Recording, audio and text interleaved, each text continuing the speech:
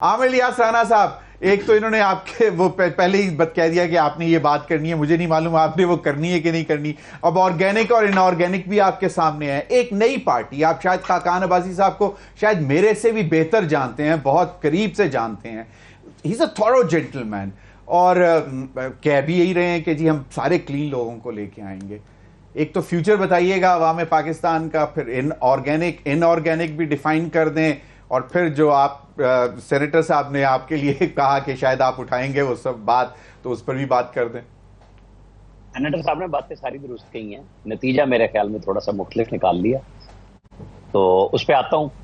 पहले जो नई पार्टी बनी, हर शख्स का पाकिस्तान में राइट है कि वो अपनी सियासी जमात बनाए और सियासत करे, क्योंकि उसकी एक ही शर्त है ना कि पाकिस्तान के साथ रहे, पाकिस्तान के खिलाफ ना हो। यही है ना, इसके अलावा तो कोई कदगन नहीं है।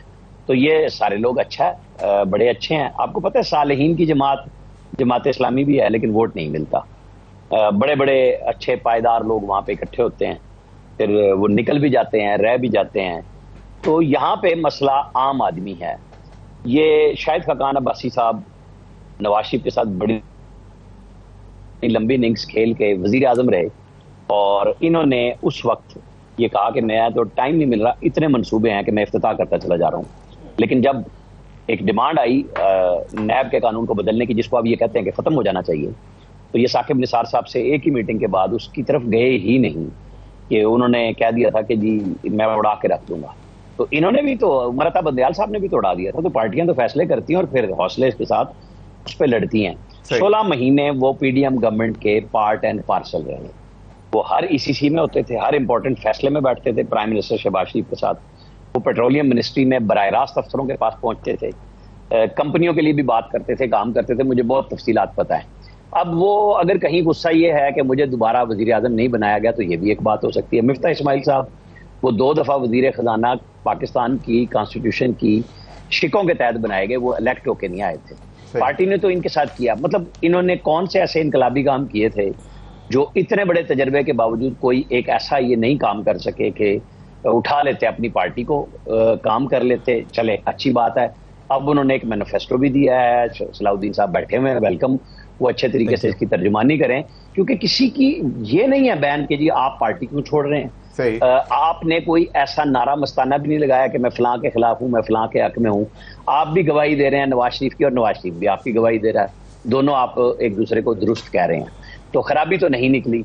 और जिनके खिलाफ आप पीटीआई के खिलाफ बात कर रहे थे, अब आप सबको छोड़ के आम आदमी तक कैसे पहुंचेंगे, ये तो जाहिर है इनका मसला है। हम तो उसे जज ही करेंगे। जो पॉलिटिकल बात हो रही है ना कि ऑर्गेनिक है नहीं है, हमने बहुत सारी पार्टियां हर तरह की देख ली हैं। इनको जाना पब्लिक में ही है, और पब्लिक के अलावा तो नहीं है ना, क्योंकि इंटेलेक्चुअल बहस बहुत हो चुकी है इनकी पार्टी के आने से पहले लॉन्चिंग पे मुस्तफा नवाज खोकर इस्लामाबाद के हल्के से थे, जैसे आपने कहा, और वो क्यों पीछे चले गए। वो कहा है कि बाद में आ जाएंगे, ठीक है आ जाएंगे, लेकिन आपके पास अगर अवामी सतह पे किसी बंदे ने कुछ करना था तो वो यही था। शायद खाकान अब्बासी साहब पहली दफा आजाद जीते थे अपने वालिद साहब के बाद, खाकान अब्बासी साहब के बाद, लेकिन उसके बाद वो पीएमएलएन और उनके इत्तेहादों में ही रहे, और जब लड़ने का इलेक्शन का वक्त आया था तो वो पीछे हट गए, और उन्होंने कहा नहीं मैं इसलिए कि मैं अपनी पार्टी बना रहा था। बहुत अच्छी बात है। ये अब इम्तिहान होगा सबका कि कितनी पब्लिक में डिमांड लाते हैं, या ये एयर कंडीशन रूम्स में ही सारी ब्रीफिंग्स करते रहेंगे, लोगों में कब जाएंगे देखना होगा। जो सेनेटर साहब ने बात कही ना, क्योंकि मैंने कहा है कि मैं उनकी तमाम बातों से इत्तेफाक करते हुए, ताकि वो मेरा पॉइंट भी आ गया, उसमें सारी चीजें हो गई।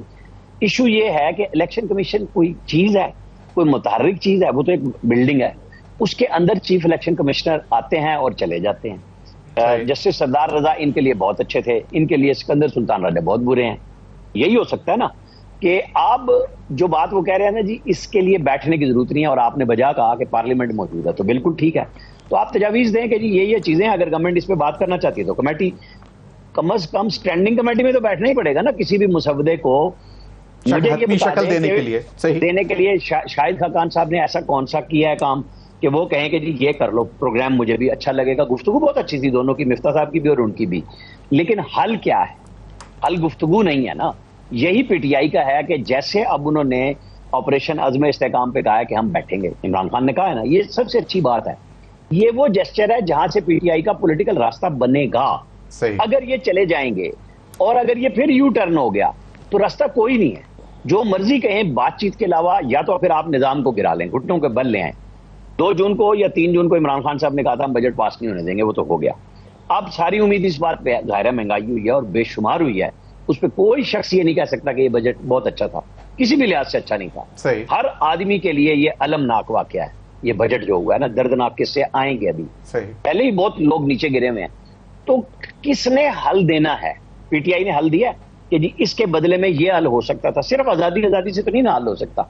आपके पास 4.25 साल थे, आप कहते हैं कि हम आइडियोलॉजी पे जाएंगे, तो आपने तो जिनको कहा तांगा पार्टी, जिनको कहा चोर हैं, डकैत हैं, ठीक है, उन सब के साथ आप बैठ गए। मतलब एनपीएम के साथ भी आप बैठे और फिर आपने निकल के कहा कि मेरी मजबूरी थी और जनरल बाजवा सब कुछ करते थे, और जब बैठे थे तो आप कहते रहे कि नहीं सब कुछ मैं करता हूं, इससे अच्छा जनरल कोई नहीं। तो 2 अमली तो सबकी मौजूद है ना। तो फिर अगर आज ये बात समझ आ रही है कि हमें कुछ करना है, तो लाए मुसवदा आप बिठाएं। वैसे आमिर लियाज राना, आमिर साहब आपने, मैं जरा आगे थोड़ा सा सियासी मामलात की तरफ चलते हैं।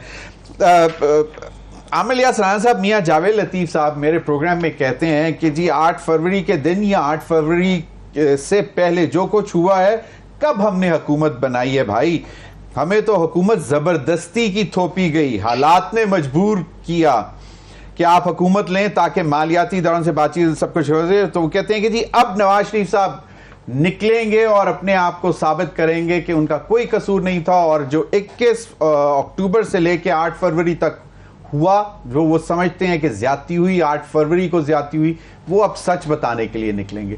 ये मुझे कुछ समझ नहीं आई कि ये क्या नया सच जो हमारे सामने आने को रहता था वो आने लगा।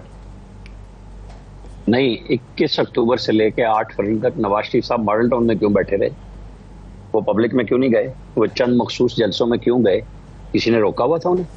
तो फिर ना जाते, फिर इलेक्शन का बाइकआउट कर देते कि मैं नहीं, मुझे नहीं जाने दे रहे। किसी ने रोका था जब वो 10 या 11 फरवरी को आके उन्होंने मॉडल टाउन में कहा कि शहबाज शरीफ को मैंने कहा है तमाम जमातों से रब्ता करें? ना कहते। देखिए, अब आप ना ये नहीं कह सकते, मियां जावेद लतीफ साहब हमारे बड़ा अच्छा ताल्लुक है उनसे, लेकिन ये बस अब मैं नहीं समझता कि ये बातें कहने वाली रह गई हैं। वो आके ये बताएं कि मैंने नवाज शरीफ से ये बातें की हैं और मैं इस बात पे इख्तलाफ करता हूँ, या उन्होंने मुझे ये बताया है। कुछ बताने को नहीं है। पहली बात यह है कि आपने कैंपेन अच्छी मौसर नहीं चलाई। दूसरी बात यह है कि आपने जिम्मेदारी क्यों ली। पहले तो आप हमें सुनाते रहे और हम भी कहते रहे कि बिल्कुल ठीक है, मैं उस बात पे कायम हूँ आज तक कि इमरान खान अगर फरवरी 22 में IMF का मुआहदा न तोड़ते तो पाकिस्तान के हालात इतने बुरे नहीं होने थे। बात ठीक हो गई। आप 16 महीने हमें रगड़ते रहे अवाम को और रियासत बचाते रहे, हम आपके साथ थे। अब आपसे साथ ये सवाल नहीं हो सकता, आप हमें ये चूरन नहीं बेच सकते। आप ना लेते गवर्नमेंट, आप कह देते हमें दोबारा जेलों में डाल दो, हमें जो मर्जी करो, फिर बात होती। अब आपने जिम्मेदारी ली ना, तो जवाब सिर्फ आपको देना है। आपने बजट बनाया, आपने लोगों को बिल्कुल तहस नहस कर दिया है, इसमें कोई शुबा नहीं है। मरियम नवाज जो प्लान करने जा रही हैं, और अगर वो कल ऐलान करती हैं, बहुत बड़ी बचत हो जाएगी। अगर वो सोलर देने जा रही हैं 200 यूनिट तक वाले को फ्री और 500 वाले तक को, ठीक है ना, मतलब वो किस्तों में और बिला सूद पैसे दे के बहुत बड़ी बचत हो जाएगी। अगर वो ये नहीं करते और ये सिर्फ ऐलानात करते हैं, मुझे बताएं लोग कहाँ जाएंगे? लोग तो मारेंगे, मर जाएंगे। ये मुल्क अनारकी की तरफ जा रहा है। ये बातों से नहीं हो सकता कि मैं शबाना रोज मेहनत करता हूँ, प्राइम मिनिस्टर साहब कहते हैं और भाई आप अगर आज इतवार को छुट्टी के दिन चले गए तो हमने कहा था आप वजीर आजम बन जाए, हम पे एहसान किया था। अगर खान साहब घर पे चले जाते थे 5 बजे तो हम नहीं कहते थे कि जी क्यों चले जाते हैं, आप काम करें। सही है। आप नथिया गली क्यों जाके बैठ जाते हैं, काम करें। यही बात आपसे है भाई, आपने जिम्मेदारी ली है मुल्क को बचाने की, तो इतवार को ये टिकट क्यों इशू कर रहे हैं कि छुट्टी के दिन चले गए? भाई आपकी 24/7 जॉब है, आपने 25 करोड़ लोगों के मुस्तकबिल के लिए फैसले करने हैं। तो ये फैसले टिकर और सोशल मीडिया पे नहीं होंगे। पहले एक सोशल मीडिया की पार्टी सेनेटर साहब की बैठी हुई है, उन्होंने भी 4.25 साल में कुछ नहीं किया। उन्होंने 11 साल में केपी को क्या दिया? आज उनकी यूनिवर्सिटियों के पास पैसे नहीं है, वो सारा मलबा आज नई गवर्नमेंट पे डाल रहे हैं। लेकिन मुझे सिर्फ ये बता दें, मैंने पहले भी 1-2 दफा कहा है, खान साहब के दौर में क्या वो जीरो हो गए थे पैसे 4.25 साल में जो केपी ने विफाक से लेने थे? अगर तो हो गए थे तो बहुत अच्छी बात है कि अब से रोके गए हैं, अब आप वापस कीजिए। नहीं किए तो फिर हर चीज को सिस्टम में तमाम पार्टियों को, जो पीपल्स पार्टी बैठी हुई है वो स्टेक होल्डर है बहुत बड़ी, वो 2 सूबों में हुकूमत बना के बैठी है, आईनी मनासिब लेके बैठी हुई है मरकज में। तो ये चीजें बातचीत के अलावा जमीर साहब नहीं हल होने। यहाँ बयानात तंजिए हम लड़ते रहे, कुछ भी नहीं होने का। हमें हल चाहिए इस वक्त। आम आदमी को ना तज्जिए नहीं चाहिए, उन्हें इंटेलेक्चुअल गुफ्तगू नहीं चाहिए। तो ये जो कल ओवर बिलिंग की शिकायत पर लेस्को के जिम्मेदारान के खिलाफ कार्रवाई और फिर उनके पैसे, मुझे तो नहीं लगता कि आज तक तो आपने सुना नहीं कि जिसको बिल आ गया हो और उसके बाद उसने जमा भी करा दिया और उसका फिर बिल एडजस्ट हो गया हो। और दूसरा, मरियम नवाज साहिबा तो कहती हैं कि टिकटॉक पर आने के लिए बड़ी मेहनत करनी पड़ती है। आप कह रहे हैं कि सोशल मीडिया से जो है वो, अब जो आपने इशारतन कहा कि सोशल मीडिया की पार्टी हमने देख ली जो अब जहां पे बैठी हुई है, और आप you have rightly pointed out के जो 9 अप्रैल 2022 को पीटीआई की हालत थी, क्योंकि इनके अपने पार्लियामेंटेरियंस अपने हलकों में नहीं जा पा रहे थे। लोग उस वक्त इन पर सवालात उठा रहे थे कि जी आपने क्या किया है हमारे लिए, और जो उस वक्त हालात थे सबको मालूम थे।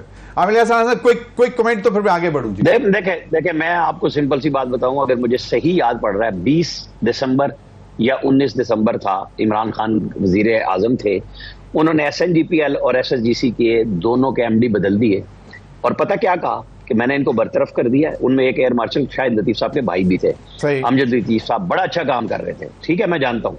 उनको बरतरफ किया गया कि इन्होंने स्लैब बदले हैं और लोगों के साथ चीटिंग किया है।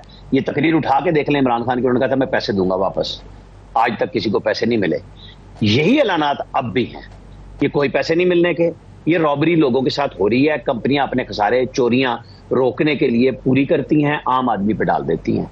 आप और हम यही हैं, ये FIA भी यही है, सिवाय उन अफसरों से मजीद पैसे खाने के कुछ भी नहीं होने का जो जिन्होंने ये चोरी की है, डकैती अवाम के साथ की है और अपने कंपनियों को प्रॉफिट में दिखाया है, क्योंकि उन्होंने स्लैब चेंज कराया कंप्यूटर के सिस्टम के तहत। तो पकड़े हम भी तारीफ कर देंगे, लेकिन मुझे बिल्कुल नहीं लगता, बिल्कुल नहीं लगता। यार सराना साहब, ये मिड टर्म वाली कहानी क्या है? ये मौलाना साहब भी बात कर रहे हैं, मौलाना फजल रहमान साहब, मिफ्ता भी, और फिर PMLN के अंदर के लोग परेशान हैं। वो कह रहे हैं कि जी हम फेस नहीं कर पा रहे लोगों को। जो आपने रीजंस दिए हैं वो ऑब्वियसली वही हैं आमिर यासरान साहब, कि जो बजट आया है और बजट से पहले के वादे और फिर 16 महीने की हुकूमत, और अब उससे पीछे हम क्या जाएं। तो ये क्या है, क्या कहानी क्या है इस वक्त शहर इक्तदार में, पावर कॉरिडोर्स में, पावर ड्राइंग रूम्स में? एक नाम लिए बगैर और एक नाम लेके बात करता हूं कि एक सियासतदान, और दोनों फौत हो चुके हैं जिनकी बात करने लगा। मैंने कहा आप ये जो बातें करते हैं सब हर वक्त, कहेंगे अगर सियासतदान की बात इस तरह समझो कि पीर अगर तावीज ना दे तो काम कैसे चलेगा, तो हमें भी देना होता है। तो गौर अयूब खान मरहूम से मैंने पूछा, जब ट्रेन मार्च हुआ नवाज शरीफ का ना बेनजीर भुट्टो के खिलाफ, मैं खुद उसमें गया था, उस वक्त मैं खबरें में था, और मैंने कहा जी आप जो हुकूमत गिरा रहे हैं, कह रहे हैं फलां कर रहे हैं, तो उनके घर ड्राइंग रूम में ही बैठ के कहेंगे अगर हम ये ना कहें तो हम लोगों को कैसे साथ चलाएंगे।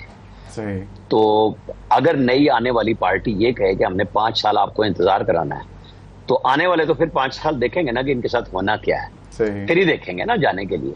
तो लोगों को लाने के लिए, साथ में लाने के लिए बातें तो की जाती हैं।